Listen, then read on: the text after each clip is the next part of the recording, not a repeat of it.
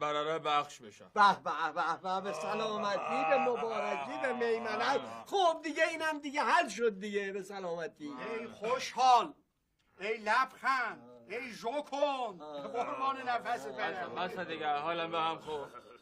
البته خیلی هم جای خوشحالی نداره، برای اینکه نوشته بخشدار برره از تهران قراره بیاید. یعنی چی؟ بله. یعنی چی؟ یعنی که بخشدار برره قرار از تهران بیاد. ایشون باز به شما گفت یعنی چی؟ یکی از من سوال وکن، من نمیدونم کی بید. خب یعنی نمیفهمین، من خواستم ترجمه وکنم دیگه. یعنی بخشدار ما برره‌ای نبیده. نه خیر. این شرم‌آور بود. اصلا این موضوع قابل تحمل نیست. ما باید بشینیم یه فکر اساسی بکنیم. منظور نشست نبیدم، از خودم تعجب در بکنم چطور بتونن این کار با ما بکنن. حالا که امکان داره، اون وقت میدونی اگر اینجوری بشه چی